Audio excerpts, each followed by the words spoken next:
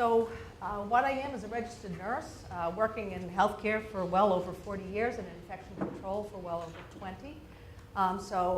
Aside from the quality folks, it's the infection preventionists who often send the clinicians scurrying when we walk on the floor because they, again, may be afraid that they're going to be tasked with something, a new project, or we're going to identify something that's out of whack. The other thing that I wanted to sort of begin with, because my talk is titled Myths and Realities Related to the Role of the Built Environment in Infection Prevention. It does have a role, but I think it's truly important that everybody understands the role. And the other piece is that healthcare-associated infections are different. So we're going to talk a little bit this morning about what are the healthcare-associated infections. Since the IOM report, everybody across the country is focusing on preventing HAIs. And I often come across people who seem to think it's one HAI that everybody's getting. They don't have the level of understanding of how complex healthcare-associated infections are and how complex the transmission of healthcare-associated infections is. So there's not really one answer. And then I was interested to hear what Dr. Brady said about what's left is harder to prevent. And that is absolutely true. So I've been at this for over 20 years. We see our numbers going down, down, down, to the point where a unit has one infection in a year, and in that quarter, they exceed what's expected when it's public reporting of healthcare-associated infections. So it does get more difficult when you drive these down.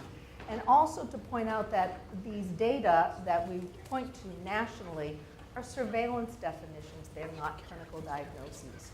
So often those of us, and I know that Dr. Brady will identify with this, the academic medical centers always think they're different because we have the sickest patients with the highest risks, that sometimes it's not possible to prevent a healthcare-associated infection based on the patient situation and all of the elements that are involved in the transmission of an infection. So my value proposition then is, can we prevent every HAI? And I don't want to be the downer in the room, but my gut feeling is we can't prevent every HAI. And I think the reason for that is that they are incredibly complex. The routes of transmission are different. We don't live in a sterile world. Our bodies are not sterile, and our patients are living so much longer with so many comorbidities. We have so many things we can do to patients to keep them alive and to prolong their lives so that we have superhighways going into their body. We have internal jugular lines and ECMO lines and ventilators. So it is very difficult. And I think that with that, I'll kick off on my slides. So I have these 5 categories that I've come up with in my mind of how I categorize healthcare-associated infections. And I am going to try to go through my slides fairly quickly. I started off with a big presentation and tried to cut it down last night, so I know it's time sensitive. But I think that it's important for you to have a background to understand there's not one HAI going around. There's a lot of different healthcare-associated infections. And I look at them in these 5 categories. So the first category are those that are spread by contact. And when I say contact, that's direct and indirect contact. These are the ones where you talk about healthcare workers and hand hygiene. And I know there's been lots of focus in the media on hand hygiene, and we know that from the literature, 40% of the time healthcare workers don't do the appropriate hand hygiene. But these are the infections that are associated with multi-drug resistant organisms like methicillin-resistant Staph aureus, MRSA, VRE, multi-drug resistant gram-negatives that are very hot in the press these days, something called CRE. These are spread by healthcare workers on their hands when they don't do appropriate hand hygiene. And they may also be spread on contaminated equipment. You've heard the literature or heard the news stories about the endoscopes, the ERCP GI endoscopes that are very difficult to clean, that can have residual bacteria in them. They are potentially spread on those. Or the physician who's walking around with their stethoscope around their neck going patient to patient, not cleaning in between patients. Now this here, we're talking about spreading the bug, the bacteria, a multi-drug resistant bacteria, a susceptible bacteria. If I'm carrying it from one patient to the next, the second patient may become colonized, may have it on their skin. They may never know they have this new bug that they didn't have to begin with because they don't develop an infection. They're a very healthy person. But if I bring it to a patient who in fact has a central line or a urinary catheter or a fresh wound and I introduce it, then potentially it can cause an infection. So oftentimes people say, we're spreading MRSA, but spreading MRSA doesn't necessarily mean we're spreading an infection. There's the potential for the infection once that person has that bacteria as part of what's colonizing their body. So these are our contact spread, direct and indirect, and I would say these are one of our biggest concerns in healthcare, is the ones that go from patient to patient on dirty equipment, poorly cleaned surfaces. You know, there's literature out there that says if you're admitted to the room of a patient who had MRSA previously, you have a much higher risk of acquiring MRSA because, in fact, rooms are very difficult to clean. There's time pressures for the housekeepers, et cetera. So big category, contact spread. Think about people, think about devices, think about surfaces, think about your basic processes of cleaning and disinfection and how that gets done well in the time pressures of modern healthcare. Significant part of healthcare-associated infection transmission. This is just a study recently. This was done in Tel Aviv. Those numbers represent on the bed of patients with CRE, a person who's colonized with CRE. These are all the places in the patient's room where they could recover this organism. And you find more organisms closer to the patient. So we talk about high-touch surfaces and cleaning and disinfection of high-touch surfaces. Once a patient gets into the room, they begin to colonize the room. It's on the bed rails. It's on the overbed table. So every time someone goes into this room to care for this patient, there's an opportunity for them to get it on their hands, their lab coat, their stethoscope, and bring it to the next patient. Again, contact transmission. The second bucket, device-related infections. These are the CLABSI that Dr. Brady was talking about, central line-associated bloodstream infections. This is when a bacteria, bloodstream is supposed to be sterile, a bacteria gets introduced via a central line and causes bacteremia. This is what we're working with. These are our patients in the ICU these days. They have multiple opportunities for failure of practice of the clinicians by opening those systems, accessing those systems, not disinfecting ports, not having clean hands, and introducing bacteria into the patient. The other thing to point out is oftentimes the bacteria get into the bloodstream because they live in the patient's gut and it transmits across the mucosal barrier and into the bloodstream. But if they have a central line in and they meet that criteria, we're going to call that a CLABSI and it'll be a reportable. So it becomes very, very difficult sometimes to prevent these when you see how sick the patients are. That picture up above, up top, is the NICU. You know, that's a little baby in the middle of all that equipment, and all of that equipment has touch surfaces. All of that technology has buttons, multiple opportunities for contact transmission with healthcare workers very feverishly trying to keep these folks alive and interacting with the patient, with the equipment, with the patient, with the equipment. And then all those surfaces have to be cleaned and disinfected in 30 to 45 minutes before the next patient comes in after discharge. Huge challenge around contact transmission infections. And then we have, this slide speaks to the device-related infections. The three major device-related infections that we're talking about here are urinary catheters, indwelling catheters, central venous catheters, and ventilators. When someone's on a ventilator, we bypass their usual mechanisms of protection, and we can introduce bacteria down deep into the lungs. So that's category number 2. So we have contact spread, device-related infections, procedure-related infections. These are ones associated with surgery. You have surgery, you have heart surgery, your chest is open to the environment, that's a sterile cavity. We have to do all sorts of activities aimed at preventing the introduction of bacteria into the patient wound. Understand that the vast majority of surgical site infections are caused by the patient's own flora, their own skin bacteria. So remember that. We are not sterile, we're not sterile human beings. So these are the procedure-related infections, and newly coming on the horizon and an awareness of bloodstream infections post-endoscopy. We do these scope procedures through the mouth and into the stomach and then into the biliary tree. And we, in fact, if we have scopes that are difficult to clean with hidden nooks and crannies, can introduce bacteria into the bloodstream that way. Very, very, very complex. And I just to note, and I'm not here to be a downer, thus far we haven't talked about air. So here we have something about air. Communicable diseases. You don't think about influenza as an HAI. But every flu season in hospitals and long-term care facilities across the country, there are flu outbreaks. You can get a communicable disease in the hospital. It's a lot of people living together in the space. You can be sitting in the waiting room in a hospital waiting to be seen, and the person next to you could have flu or incubating flu. People who are incubating flu are infectious 24 hours before they have symptoms. It's the reason why we have our unvaccinated healthcare workers wear masks. So you can get a communicable disease in the hospital. There can be a norovirus outbreak in a healthcare facility. I think everybody knows if you've been on a cruise, you know what norovirus is. Very easy to spread, requires a very small amount of viral particles. Somebody vomits in a bathroom and there's no one cleaning it up immediately after.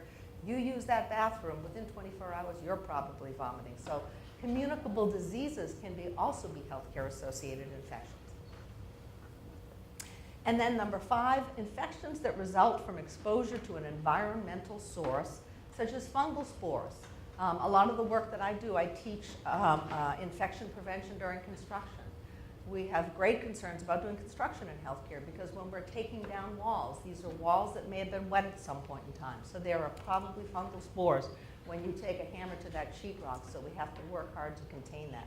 And these are the kinds of infections that those highly vulnerable bone marrow transplant patients get, and oncology patients. You and I can breathe in fungal spores and not get an infection because we have active working immune systems. If I'm a bone marrow transplant patient or a highly neutropenic with really low white count patient and I get a burst of fungal spores and I breathe it in, I can get an invasive pulmonary aspergillosis with that fungal spore up there. And the mortality rate there is somewhere between 50 to 80%. So we worry about those and we work very hard for containing our construction in hospitals. Legionella is another environmental healthcare associated infection. I think you've heard a lot about that in the news, especially if you're from New York City where they had significant outbreaks of Legionella in recent years. I don't believe it was associated with hospitals. I think it was associated with hotels. Gram-negative bacteria. So there's 2 categories of bacteria, positive and negative. They both do bad things. Negatives especially do bad things. And they love water. They love water. They live in the P-traps of our sinks in the hospital. We wash our hands. We dump basins that we bathe patients with. All of those material collects in the P-trap. Then we drain our IV fluids and our antibiotics into the drain. And there grows in this nice biofilm some antibiotic-resistant bacteria or even susceptible bacteria. Every time you put that sink on, it hits the drain, it splashes, and I've got some slides and some cool new literature on what the role is of the sinks in spreading infection in the hospital. And then there's things like intestinal microbacterium. You may have heard about the Superheater Cooler issue, which is the device that's used during cardiac surgery.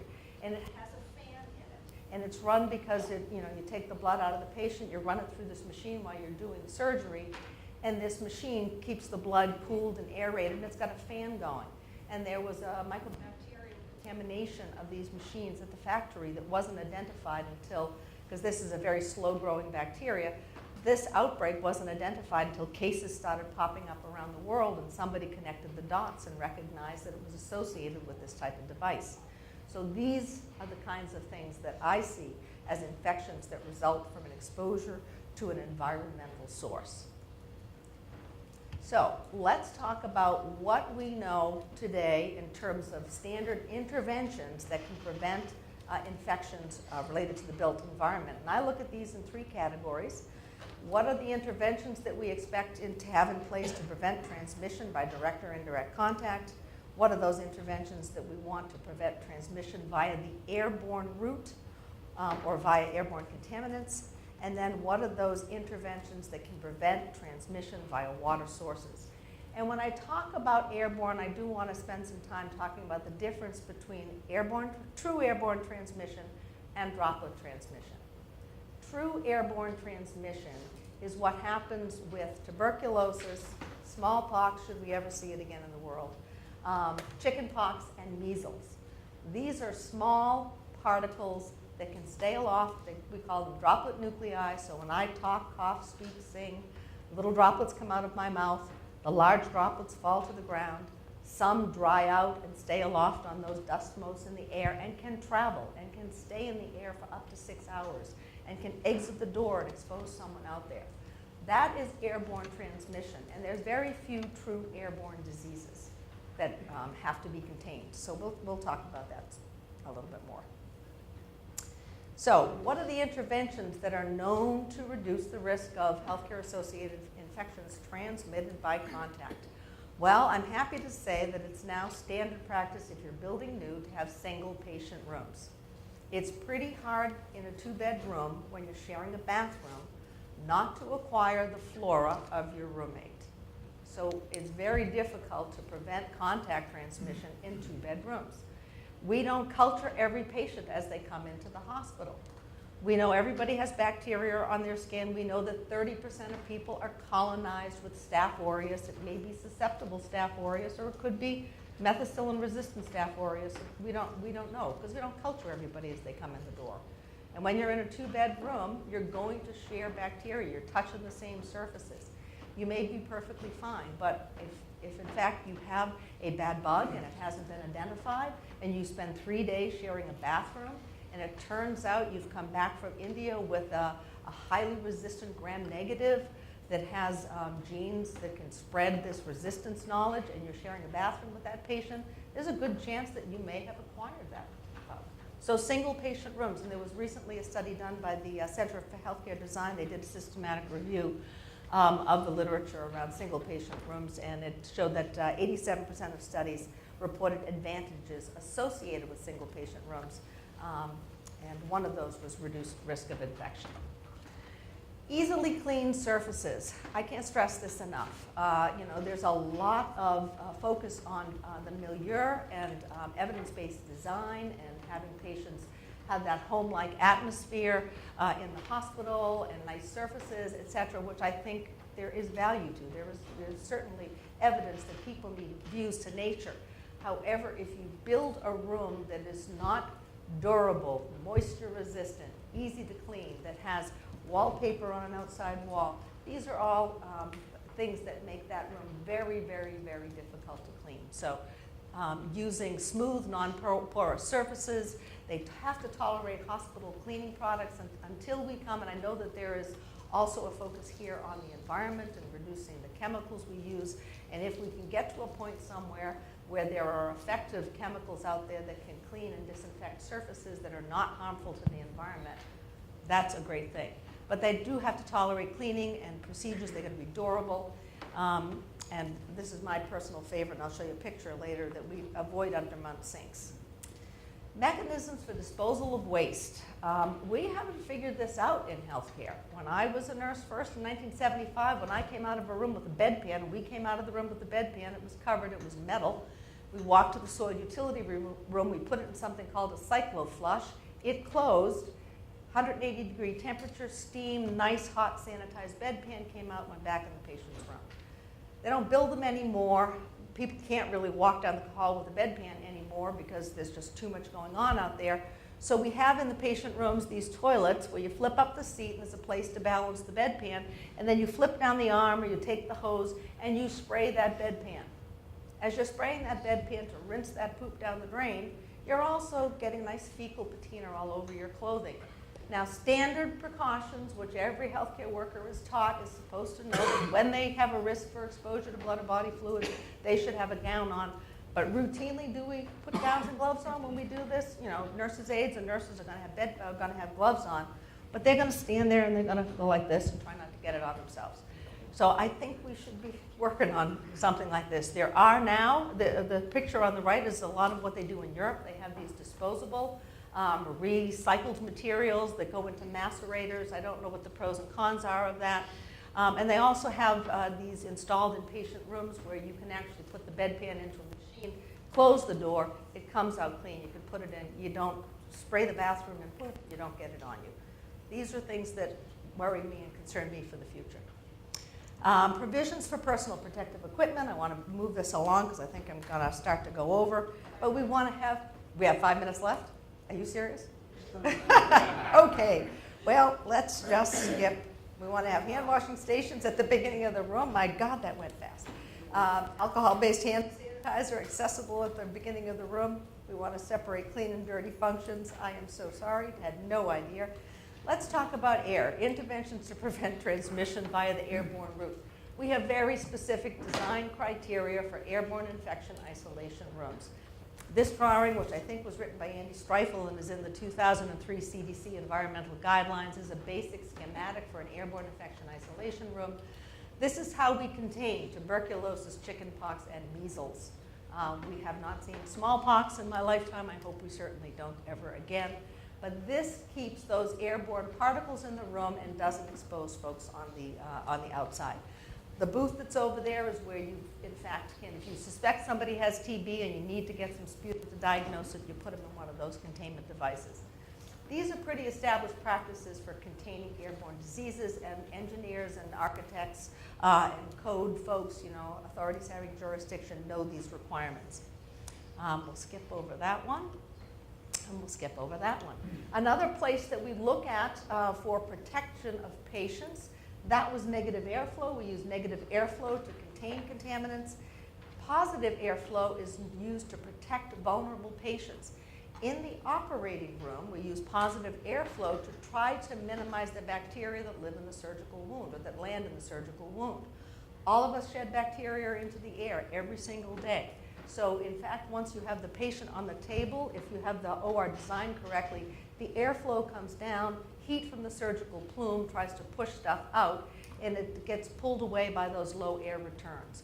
What I hear people talking about recently in OR design is this work was done by a person at the NIH that informed the ASHRAE decisions around airflow design, is that this addresses the surgical field and trying to keep bacteria out of the surgical field, and the bacteria that's in the air can be the patients and that's shed by the staff in the room, but it doesn't protect necessarily that back table. So the back table, we have to sort of think about how we're going to protect the back table.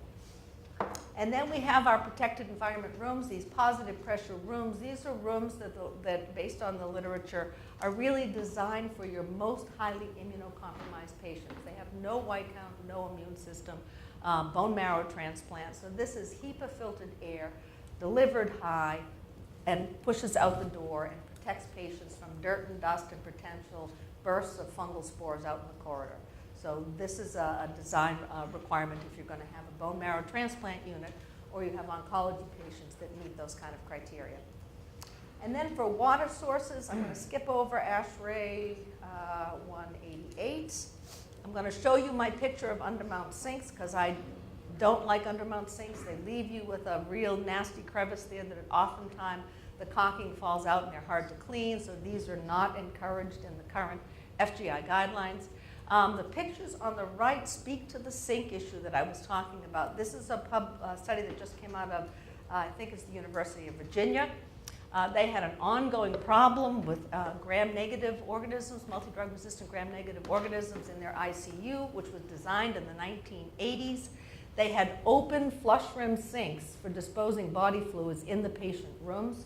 So every time they emptied a bedpan, it was in the open room and they flushed it, and of course things were aerosolized. They identified that, in fact, the P-traps and these things were contaminated with gram-negatives. They put covers on, and then they came up with a design to agitate the P-trap and heat it to prevent that biofilm formation, and they were able to stop that outbreak. They also have developed a sink study lab where they're looking at this backsplash from the sink to contaminated areas around the sink. Infection preventionists are constantly telling people don't store anything within 4 feet or 3 to 4 feet of the sink, because every time the faucet hits that drain, it's splashing, things are becoming contaminated. We now have good evidence that that is also true. So that is informing design. People are doing wall hung sinks. Yep, that's okay. I know, it was a lot of content. So we won't go into copper or antimicrobial surfaces and marketing.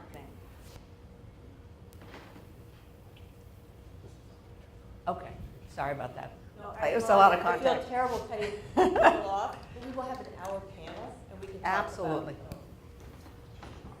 Yes, you can. So thank you very much.